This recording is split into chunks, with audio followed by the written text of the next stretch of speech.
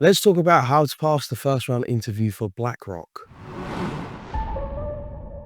What's up guys, it's Mike from Job with English, and today we're going to be talking about the asset management giant BlackRock and how you can pass their first round Hirevue video interview. Guys, if you've never tuned into one of my videos before, you'd like to see more, then please make sure you like the video, drop me a comment down below and let me know where you're applying from, what you're applying to, or if you've got any extra questions about BlackRock, about the interview. I read all my comments and I respond to most of them. So if you've never watched one of these videos before, I'm going to go through some fast facts about BlackRock. I'm going to talk about the interview process, and I'm going to run through the questions and what you can expect is the most commonly asked questions based from publicly available sources. So BlackRock for me is one of those companies that I find absolutely fascinating every time I return to them year after year as I make the Pass the Interview series. At times in the past, I have mistakenly said that it's one of the easier interviews, and the more thought that goes into it and the more that I prepare people for these types of interviews, I realize BlackRock, you've really got to do your homework, you've really got to impress, be polished, make sure you really practice your answer over and over again, because I see so many tales about people doing one-way Hirevue interviews and just getting rejected, just not getting anywhere. You know, you really want to stand out in what is a really outstanding company. BlackRock was started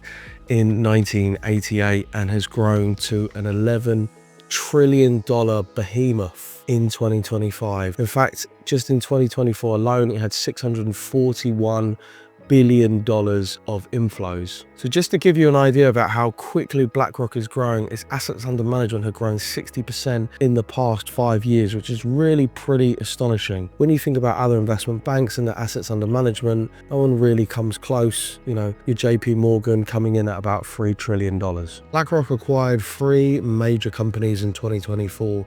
The one which I found most interesting was Global Infrastructure Partners, which is an absolutely enormous company which by itself employs 110,000 people. Through JIT, BlackRock now has access to 40 global data centers, London's Gatwick Airport, which you've ever been there and you felt like, oh my God, security is so much faster. That's because they improved it by just giving bigger security trays. Key energy pipelines, and also port investment, which is 43 ports across 23 countries. So basically BlackRock now oversees the handling of 1 in every 20 shipping containers globally. Now, BlackRock is a really astonishing company which has been so heavily data driven since it started, since it had its proprietary software Aladdin in 1988, and its reach is really everywhere. Speaking of which, BlackRock generated about $20 billion in revenue.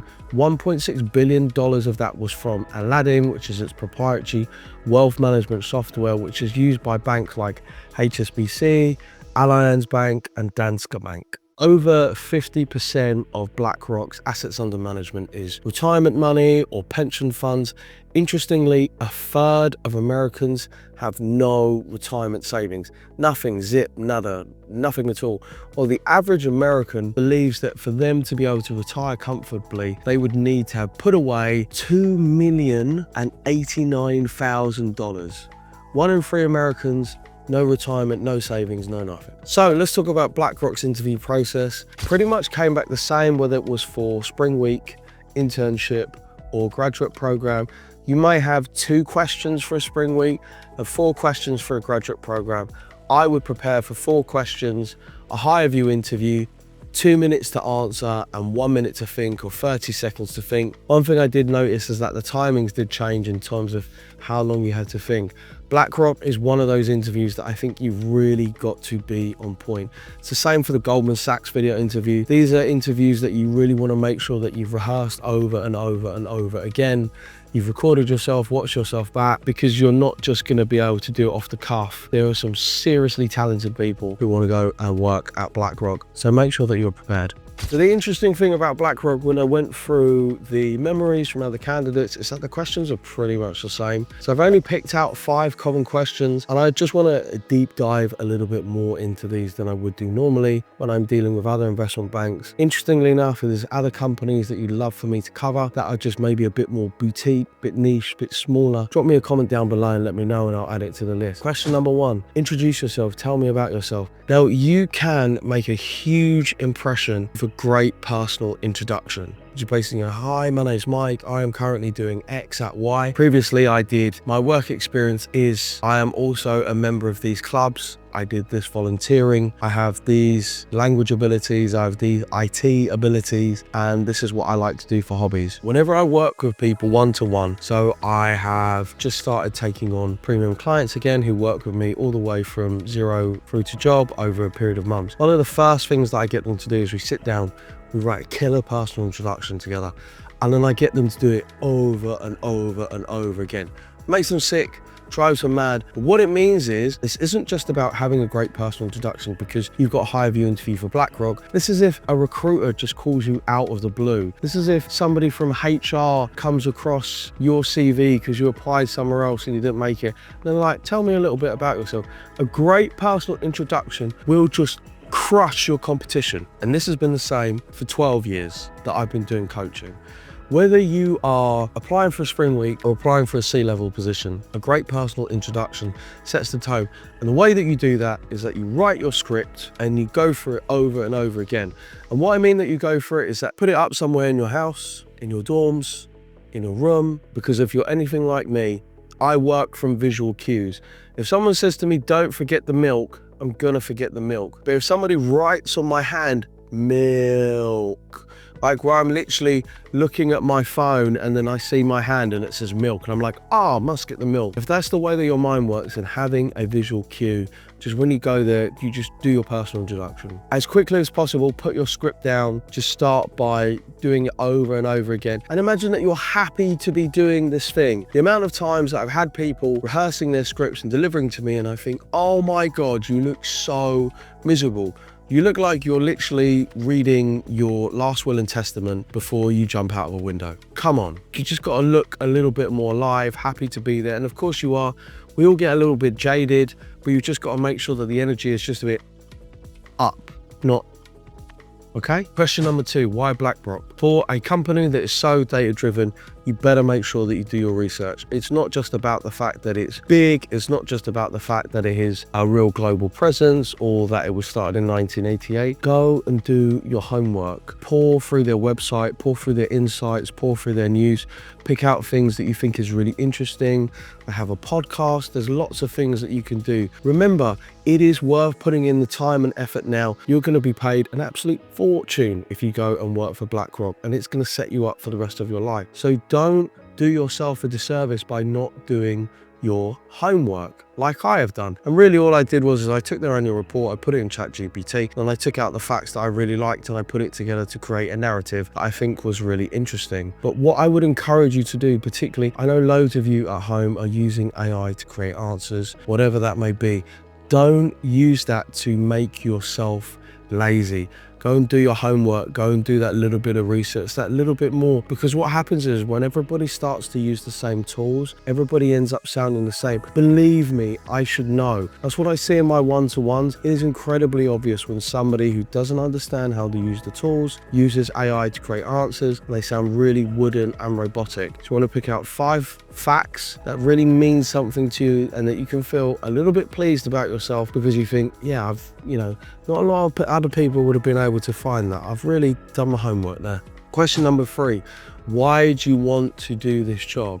So a standard way of breaking this down is using the first half of your answer to explain what is the job and why you would be good at the job. Now, I think definitely for me, having read a lot of people basically talking about the fact that their whole class was rejected, they didn't know anybody who actually passed the Hirevue first round interview, which basically everybody gets because it comes straight after your application form. What does that mean?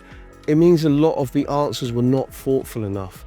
BlackRock didn't all of a sudden magically manage $11 trillion through employing a load of morons, did it? It employs people who are really thoughtful, who are very good problem solvers, and who are incredibly analytical. So what that means for you is really develop a good understanding of the job that you're going to do. Go and do your homework, craft that into a really good 60-second answer, and then pick out 3 or 4 skills that you think, in order for me to be great at this job, I have these 4 skills which I think are incredibly important. Here they are, and provide a little bit of proof. Again, practice, rehearse, go through it, go over it. Make sure that you're really good in terms of your delivery and and you can do that without your script.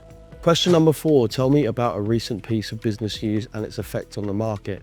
I'd caveat this as well. If you're applying for anything to do with tech within BlackRock, expect a similar question about tech. So when you're choosing a piece of news, make sure that it's something that you can explain, that you understand, and that you can speak about and really refine as if you're talking to a 5-year-old. Now, this is an incredibly important skill to have, to be able to convey complex information in a simple fashion. I met many intelligent people, and a lot of them I don't understand because they're not able really to explain what it is that they're talking about. And I say, can you make that simpler? A lot of times, particularly when I'm talking with professionals or managers or senior people who are looking to change jobs and change careers, that sort of thing. One of the biggest problems is that I don't really understand what they're talking about. So I spend a lot of my time in the first 15 minutes going, can you explain that? I don't really understand. Because I have people who work on, for example, I've had who have worked at the European Space Agency or have worked for central banks, and they're explaining this stuff. They're obviously really smart and it's really complicated. I'm just like, I don't really understand what's happening. The reason why this is important is because the person who is listening to you or who may go through your interview, well, it might just be the algorithm itself. They may have no awareness about the financial markets whatsoever. So don't imagine that you're telling, imagine that you're teaching somebody about something. Pick something that's easy and bite-sized, and also something that just excites you, it interests you, it tickles your fancy. You just feel quite curious about it, because otherwise you're just going to come across as really flat, bored and disinterested, like you've just had to eat the Financial Times all in one. Question number 5, tell me about your other experiences outside of work. I love this question. I think it's a great example of being able to pick out people who are more than just two-dimensional. I went to a good school, I got a good grade, blah, blah, blah. I did the usual kind of cookie cutter things. And I see that because I'm privileged to meet a lot of really intelligent young people. And then you have those people who've just got that kind of je ne sais quoi, like a little bit more about them, like they actually have genuinely done a bit of volunteering for a time. Well, they just do interesting stuff, like they write poetry or they build model aircraft or they've done some sort of martial art, and you can see them come alive when they're talking about this thing. All of a sudden you can just see the shift change because it's something that they absolutely love, they genuinely enjoy. Like, think about the thing that when somebody talks to you about it, you just go on and on and on, and then your friends are just like, oh my god, why did I mention that to him? Like, for me, it's talking about writing, it's talking about martial arts. These are things that I enjoy and geek out on, and I think this is a really good thing to convey in your interview. Guys, I hope that you enjoyed this video. I just wanted to take a bit of a deeper dive. Like I said before, BlackRock is really serious business. Make sure you rehearse, make sure you practice. If you need some more help, check out some of our courses down in the links in the description below. I wish you the best of luck. See you later.